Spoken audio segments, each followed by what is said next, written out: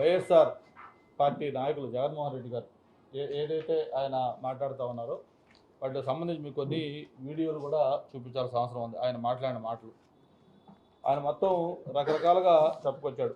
ఏ సందర్భంలో ఏమేమి మాట్లాడి చూస్తుంటే ఒకసారి చూస్తే, ఎర్ర బస్సు కూడా రాని భోగాపురానికి ఎయిర్పోర్ట్ ఎందుకంటూ జగన్మోహన్ రెడ్డి గారు ఫస్ట్ స్టార్ట్ చేశాడు. అంతేకాదు అవసరం వస్తే కోర్టులకు వెళ్ళి భోగాపురం ఎయిర్పోర్ట్ ఆపేద్దాం అని చెప్పి ఆయన బహిరంగంగా ఆయన మీడియా ముందు పబ్లిక్లుగా మాట్లాడాడు. అలాగే విశాఖపట్నం ఎయిర్పోర్ట్లోనే మధ్యాహ్నం పూట ఈగలు తోలుకుంటా ఉన్నారు, అటువంటిది మళ్ళీ ఇంకొక అంతర్జాతీయ విమానాశ్రయమా ఇక్కడికని చెప్పని ఆ మాట చెప్పుకొచ్చాడు.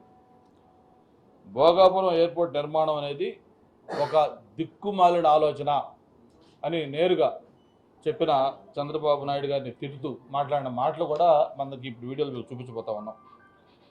అలాగే ఏదైతే ఆయన జిఎంఆర్ సంస్థ మళ్ళీ తర్వాత చాలా గొప్ప సంస్థ అని చెప్పుకొని ఈరోజు మనం వర్క్ బ్రహ్మాండంగా స్పీడ్గా కంప్లీట్ చేస్తా ఉన్న సంస్థ ఉందో దాని గురించి జిఎంఆర్ సంస్థ అనేది చంద్రబాబు నాయుడు గారి బినామీ, దీనికి ఎలా ఇచ్చారు అని చెప్పి కూడా మాట్లాడిన మాటలు ఉన్నాయి. అంటే ఇవన్నీ కూడా అప్పటికప్పుడు ఆయన మాట్లాడుతున్న మాటలు ఇవన్నీ.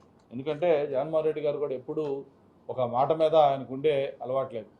ముందు ఏదైనా ఉంటే ఒక విధ్వంసంగా ఆలోచించే మనిషి దాన్ని వద్దు, దీన్ని ఎందుకు ఇక్కడ అంటాడు. తర్వాత అది ప్రజల యొక్క ఆదరణ పొందుతుంది, ఇది అవసరంగా పబ్లిక్ ఫీల్ అవుతా ఉన్నారు, ఈరోజు మంచి పేరు వస్తుందంటే వెంటనే ప్లేటు మార్చేసి ఇది నా గొప్పతనం, నా క్రెడిటు, నేను తెచ్చాను, ఇది నా వల్లనే సాధ్యమైంది అని చెప్పి చెప్తా ఉంటారు. ఈరోజు వాళ్ళ సాక్షి పేపర్లో చూశాను నేను, భోగాపురం విజన్ చంద్రబాబు నాయుడుది కాదు, మొత్తం జగన్ ఆలోచన ఇదని చెప్పి ఆయన ఫ్రంట్ పేజీలో ఆయన ఏమేం చేశాడో రాస్తున్నాడు. ఎన్ని వాస్తవాలన్నీ కూడా పక్కన పెట్టాడు.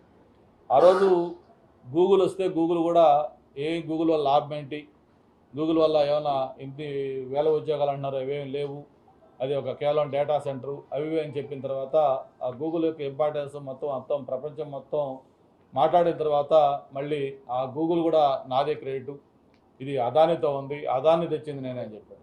ఆ అదాని కూడా ఆ రోజు శంకుస్థాపన చేసింది కూడా మనమే 2014-19లో. ఇట్లాగా ప్రతిదీ కూడా ముందు దాన్ని ఏదో అడ్డంగా మాట్లాడటం, ఆ తర్వాత అది పబ్లిక్లో ఆదరణ పొందుతుంది, దానికి ఇమేజ్ వస్తుందంటే వెంటనే క్లెయిమ్ చేసుకుని దాన్ని నేను చేస్తానంటాం.